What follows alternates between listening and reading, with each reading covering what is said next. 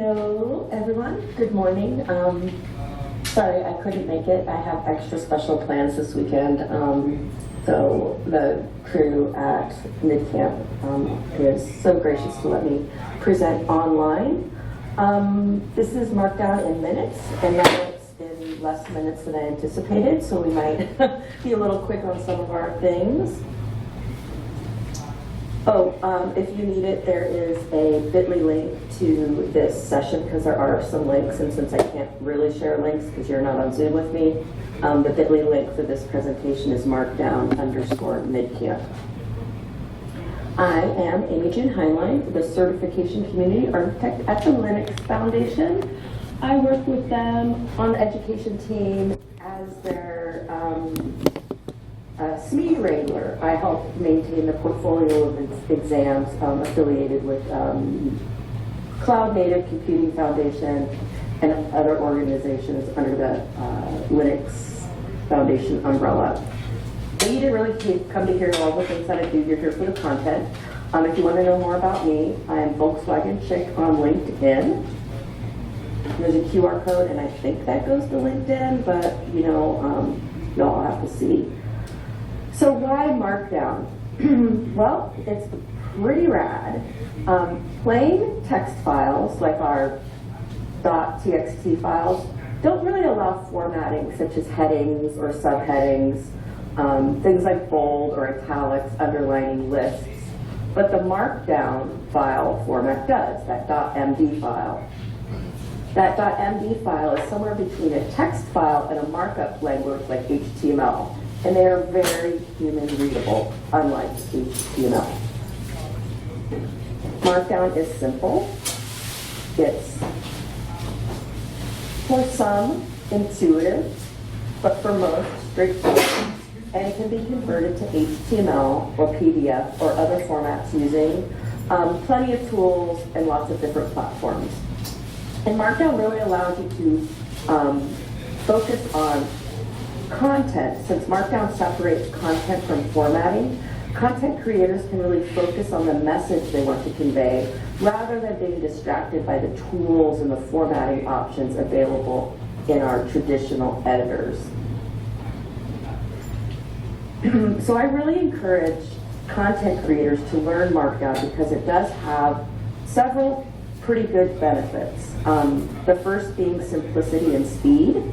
Markdown allows content creators to format text fairly quickly without the need for complex WYSIWYG, or what you see is what you get. It's lightweight, it's easy to learn, meaning that you can spend more time creating than formatting. And it also is more accessible to folks who use accessible tools like say they don't have a mouse, so they're doing keyboard navigation, or maybe they're using keyboard navigation only. They don't have to take their fingers off to go and find the formatting button.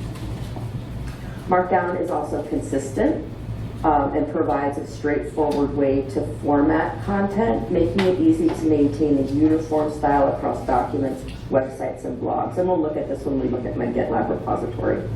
And one of the big things about it is it can go across your platforms and be compatible.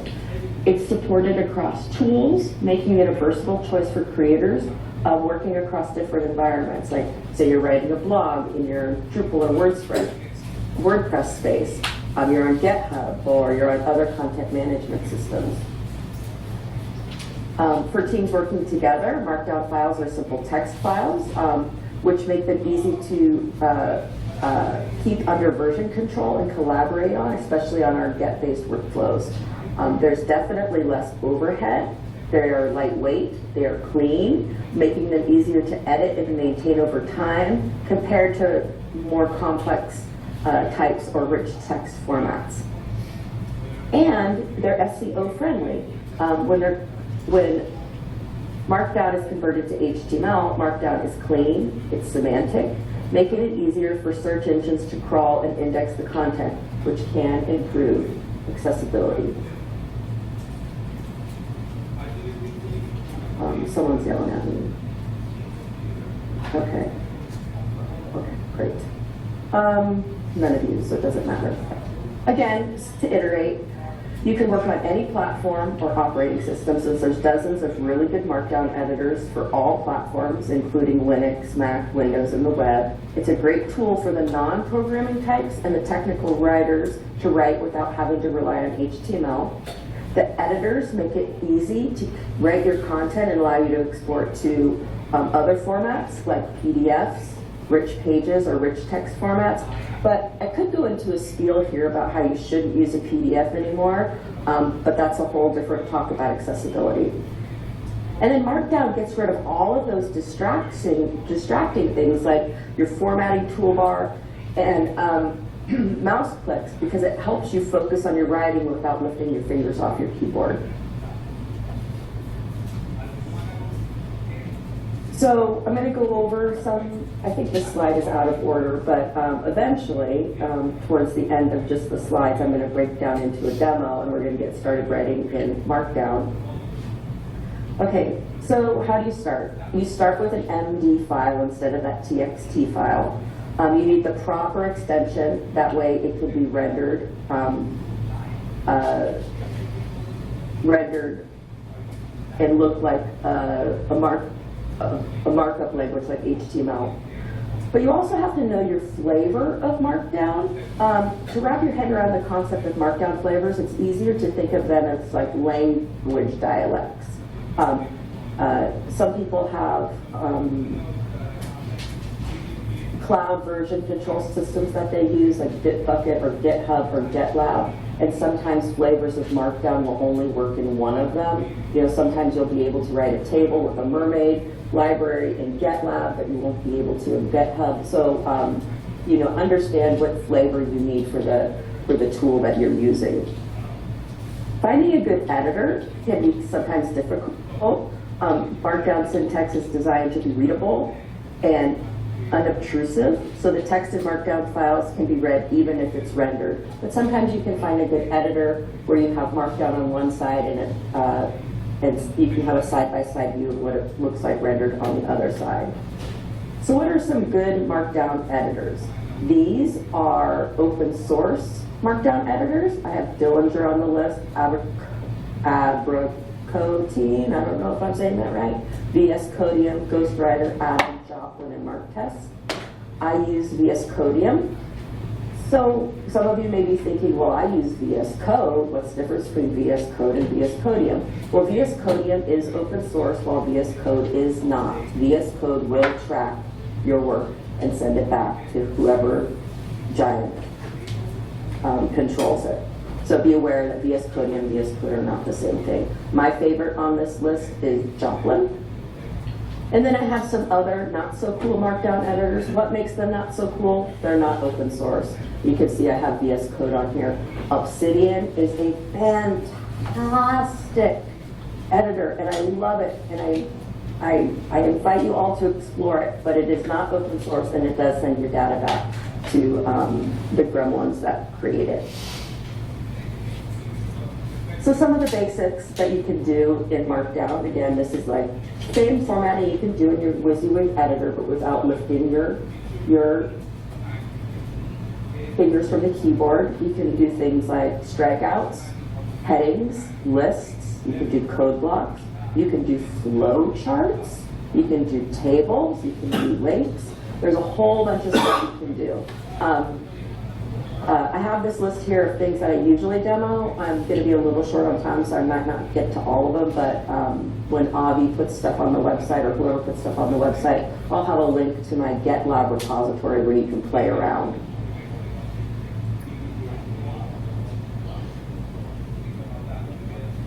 Okay, so let's mosey to the demo. You don't have to pull this up because I'm going to, and this is mostly for people who want to play around with it later and maybe do some change requests or flip between rendered and code. I'm on GitLab because GitLab is more open source than GitHub, and GitLab is our new standard for Drupal. So it's Volkswagen chick /markdown in minutes. So I go over here. Here's my README, or here's my my Markdown repository.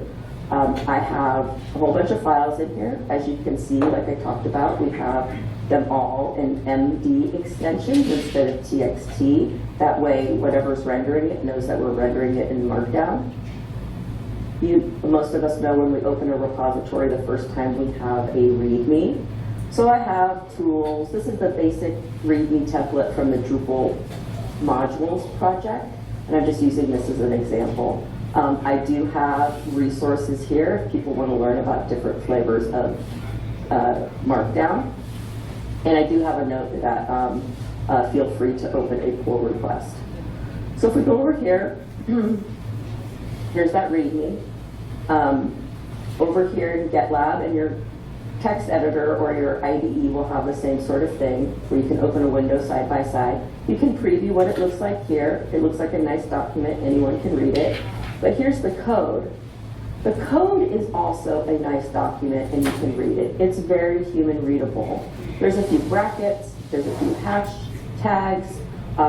There's a few dashes. But for the most part, these simple characters can provide a whole lot of formatting on the other side.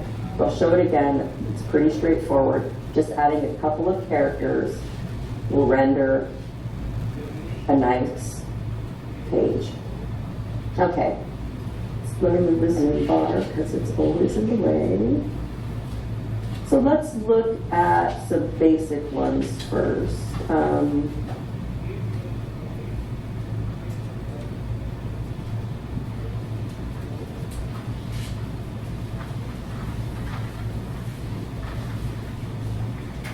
Code. When we're writing our technical documentation, or we're providing code snippets in our blog articles or in our READMEs, we know that we do not want to put a picture of code. Right now I would ask a question, but I can't hear y'all, so I'm going to just ask the question and answer it myself. Why wouldn't you want to put an image of code on a digital asset? First reason is accessibility. If I wanted to copy and paste the code, I wouldn't be able to do that in an image. Sure, you could provide alt text, but I would have to dig into the inspector or however it is and find that alt text and copy and paste. So when you have pictures of code or pictures of words, it's not as accessible as a code block. So there's two types of basic code blocks. We have inline code, and then we have a code block. And depending on the CSS and styling of your digital asset, it will look different. But our inline code, to denote that it's a code, what I want in code is I love Drupal, and I have it enclose it with one back tick a piece. So if I show you the code, down here you can see the back tick and the back tick, and when we preview it, it's in a code. Inline code. Code blocks are for when you have longer pieces of code, maybe a snippet of a CSS file or something. And to do a code block, you enclose it with 3 back ticks. They should be on the lines before and after the code. So if we looked at this one, we had it in line with the code, inline the back ticks, and down here when we have a code block, we have those 3 ticks on the line before and the line after. So if we look at it again, we see an inline code block, and then we see a code block. Flowcharts are fun. I'm going to wait to do that one. Headings. Headings are not for styling. Headings serve a purpose that is very important for accessibility and content management. Headings are like an outline of your story. We never use headings for style. They have a purpose and a reason. And you can do that in Markdown. There's 2 different ways to do headings. To create a heading, like this heading 1, you add a number sign in front of the word or the phrase. So if we see that these are gradually going smaller and smaller and smaller, we have here heading 1, a hashtag with a space, heading 1. A heading 2 is 2 hashtags, heading 3, 3, heading 4, 4, and heading 5, 5. So if we look at it again, you don't see the hashtags, but they go gradually smaller. And you want to make sure your Headings are nested. You know, you never have a 3 under a 1. You always have heading 1, heading 2, heading 3, and then it goes back to heading 1 or heading 2. But you never go out of order with your nesting. Alternatively, on the text I have below, you can add equal signs or dashes for your heading 1s and heading 2s. And we'll take a look at that. And these are just for heading 1 and heading 2. It does not drill down any smaller than this. So if you want a heading 1, it's equal signs all the way across, flush with the end of the content. And a heading 2 is dashes all the way flush with the content. And then we have horizontal rules, which are 3 dashed lines. So let's look at that again. We have those heading 1s with the hashtags, 1, 2, 3, 4, and 5. And then we have heading 1, and these have underlines, which makes them a little different. Not every not every Markdown flavor will give you that line, though, just so you know. So this was with the equal signs, and this is with the dashes. And then we did the horizontal lines with the 3 dashes underneath, and it created the horizontal line all the way across. So just one more time looking at it. 3 dashed lines for the horizontal rule. Either headings with the horizontal rules are the equals and the dashes, and then our more nested headings have the hashtags in front. So some inline formatting examples. These are the ones I tend to use the most when I'm writing an article or for technical documentations. You can see that we can write in italics, we can write in bold, we can strike through, and we can have block quotes. There are a couple of different ways to do italics. We can add an asterisk or an underscore before and after a word or phrase with no space between the word or character. So if we go in here, let's look again. These are both italics. We go in here, and we see that the italics are made by having the asterisk and the underscore with no spaces underneath. Sometimes when first working with Markdown, folks will not remember that there's no spaces in between. So if your bold or your italics or your strike through is not working, typically you've added a space in between the words, or the space between the words and the character.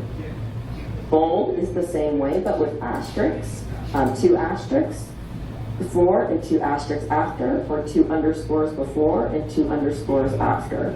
So we'll look at those again. They're both formatted the same, but 2 different ways to do it. Either the 2 asterisks or the two underscores, and same thing with the italics, 1 asterisk or 1 underscore.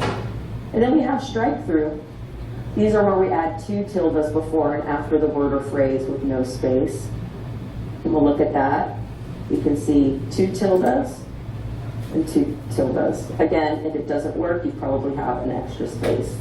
And you can do this with a sentence as well, as long as there's no space at the end. But you can have spaces in between. Let's say you want to say, I love Drupal. You can have those tildes on either side of the phrase, just as long as there's no space with the tildes.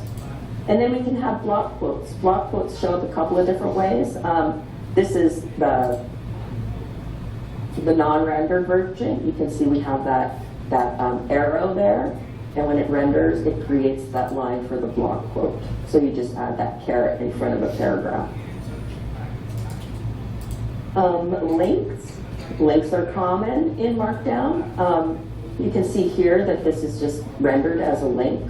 You don't see any of this is how it looks rendered.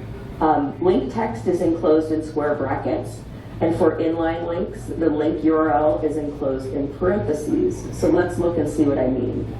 So we go to the code. So our link text is in our brackets, and then our URL is in parentheses. So that was what we saw, link text as a link, and then we saw Drupal Camp Asheville. So we have Drupal Camp Asheville, and then we have Drupal Camp Asheville's URL. So if we look at that again, they both come out the same, with that brackets and the parentheses. If you want to add a title to a link, like I'm going to hover over Drupal Camp Asheville, and we see that Drupal Camp Asheville's homepage come up, it's a little bit more, you want to do the same thing with the brackets and the parentheses, but now you add a space and you put your title in quotation marks. So you have the same as up here. You have your link text, your URL, but add a space and put your title in quotation marks. So let's look again. It looks the same, but now when you hover over it, you get that Drupal Camp Asheville's homepage title. And then if you want to link to something back in this repository, so when you want to link back within a repository, you don't have to have the whole URL. You can just do the blog, back to lists, and when I click on this, it'll go back to this main list. Email addresses, enclose them with your angle brackets, and that will create links. Then come back down here, it creates them as links. Pretty straightforward. Let's look at that again just to reinforce. When we have link text, we put the text we want in bracket, and then the URL directly afterward in parentheses. If you want to add title, you put that in the parentheses in quotation marks.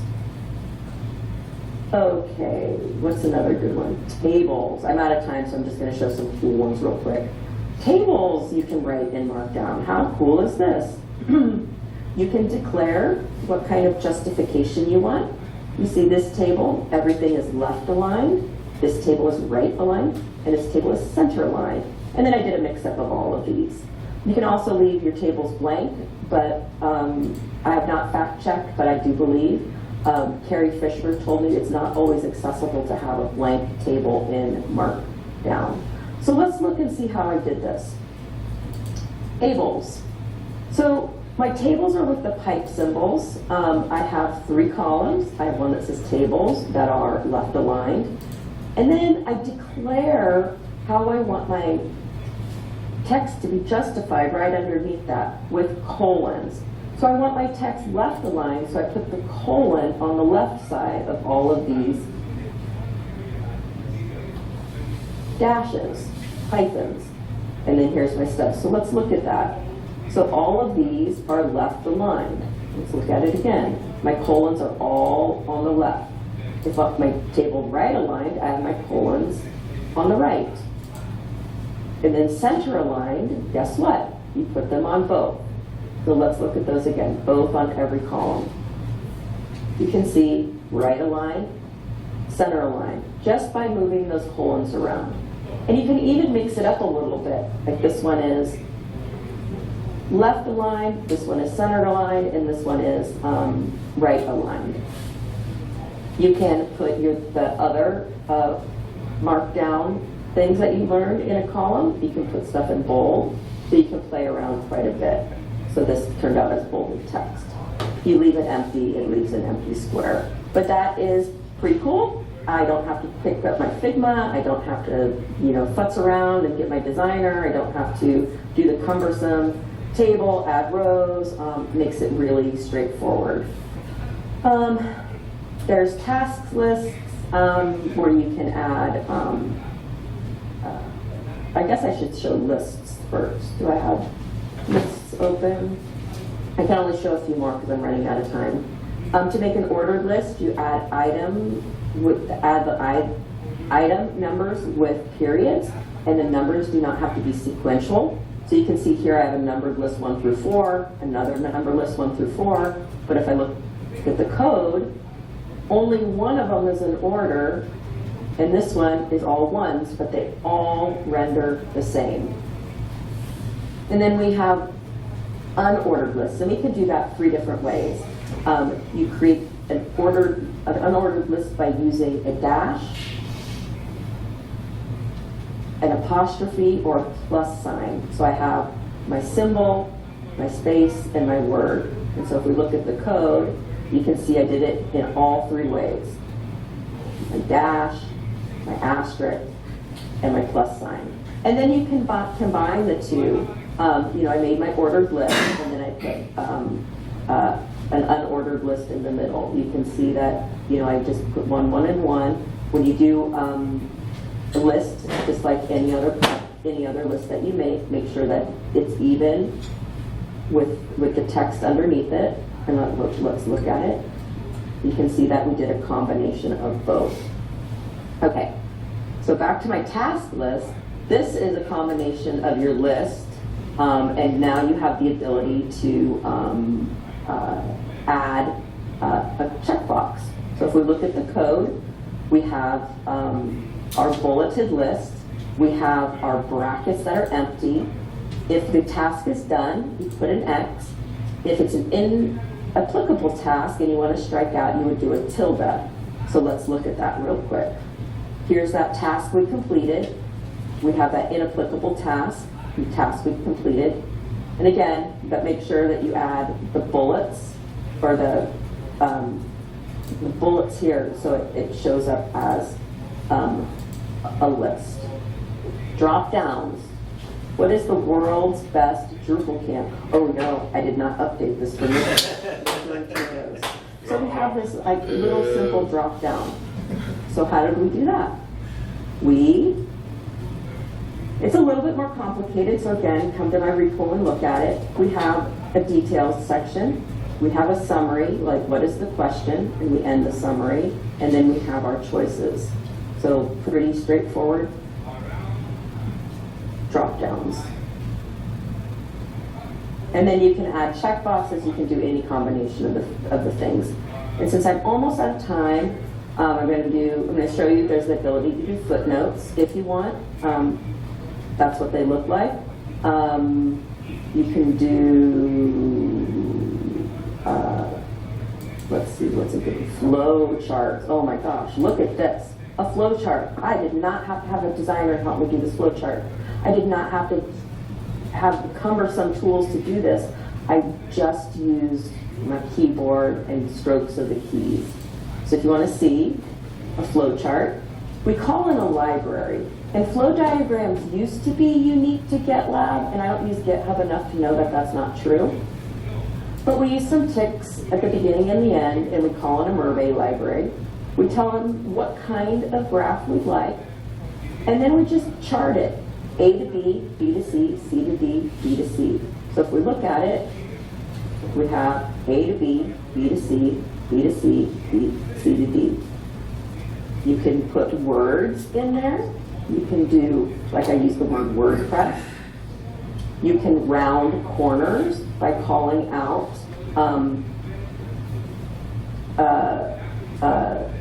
here, left LR means rounded corners. So anyway, pretty cool. You just have to chart it right. Make sure you round your corners. You can point it to different directions. You can do one ways. This is good for when you're doing like a task, like a how-to. You can go back and forth. Again, look, you can do a combination of rounded corners and square corners. You can have them all go to each other. So that's pretty cool.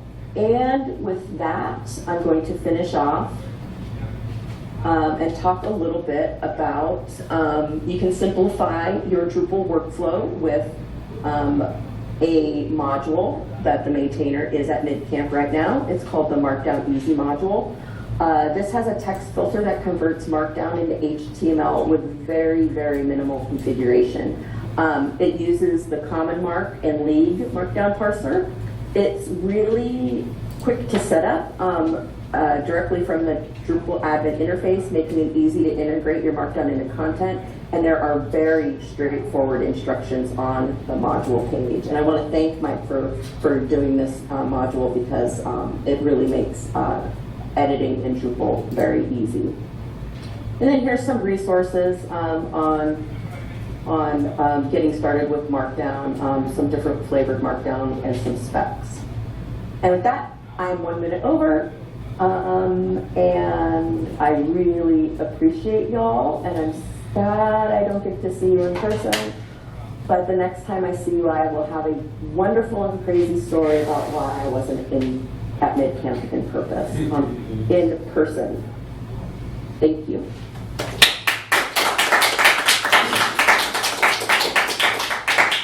Hey, Amy June, we do have, I think we have a couple minutes if people have any questions. I cannot hear you, Bobby. Oh, okay. I said we have a couple minutes if people have any questions, so I can okay. stand here and ask and answer questions from the room. I will Sure. I will also add a really good resource for me. The Mermaid project has a ton of documentation on creating their diagrams, and so there's like super detailed documentation on every type of mermaid diagram that you can use, and it's really cool. So I recommend that. Might be useful too. But yeah, well, are there significant differences between different Markdown? What do you call them? Parsers? Specifications. Yeah. So Wilbur's asking if there's significant differences between different Markdown specifications or parsers. Well, not significant, but enough where some of your syntax won't follow through on some of the more complicated things. Like I've noticed on tasks, I can use Joplin and my task list comes out fine, but if I use Obsidian, it doesn't. And just because you have to put in a plugin for the different types of Markdown. So if you're using an editor, which I think is the question, using an editor and you're looking to render your stuff, you might have to have a plugin for the different library or the different dialect of Markdown. Yeah. And those are pretty straightforward to do. But then you have to think about, unless you're, if you convert it to your HTML and you move it, when you think about like if you're using it in GitLab, it's not going to necessarily show up in Bitbucket. Some of that stuff. Cool. Thank you. Other questions? Yeah, we got one more. Basic question, like in our Drupal site, we've got CKEditor as the editor. In this case, you're using a different Markdown editor, and then there's something that processes it to HTML for the end user. Yeah, so the question was, so in their Drupal site, they have CKEditor in the text format, asking in this case, so there's a different renderer basically that processes the text and renders it to HTML. Is that how this module works? The Markdown Easy module? Yeah. Or in general, yeah. I would corner Mike Anello and ask him. I don't know the dynamics of it. Yeah, so I think, from what I've seen, using Markdown is essentially an alternative to using CKEditor. So you could have a different text format. Oh, no, I'm pretty sure it extends it. So it's in CKEditor. So you could write Markdown in CKEditor, and it would it'll render some of those things. Also, Martin just walked into the room. I bet Martin knows about this too. The Drupal text filter to convert Markdown into HTML. So this again, is. The instructions are pretty straightforward. Yeah, so it could be either. I think it seems like this is a separate text filter. So you could have like one that's like full CKEditor and one that's like just Markdown for like simplified stuff. But there is also a CKEditor Markdown plugin. So you could do it either way. But I mean, I think the important point is like Markdown is a language unto itself that can be plugged into Drupal or totally separate coding projects in a lot of different ways. And you can take it with you. If you have your text file, on your local computer and you push it up, it'll be rendered, where you are. So you can have that MD file on your computer and not have to worry about programming in HTML. And it makes it completely portable for whatever asset you're going to import it in. And that's what makes it easy too. You don't have to have 3 different forms of the same file. You can have the one and it renders the same across your assets. Yeah. Cool. All right. Thanks, Amy June. And one of the best things about it is if you give the file to your non-coders, I'm not being reductive of our non-coders, but say your marketing team, they can look at a Markdown file and basically see what it says rather than an HTML file. So it makes it easier for collaboration across different sorts of teams in your space as well. Nice. Cool. All right, we got to kick you out in June. Thank Okay. you very much. Bye, everyone.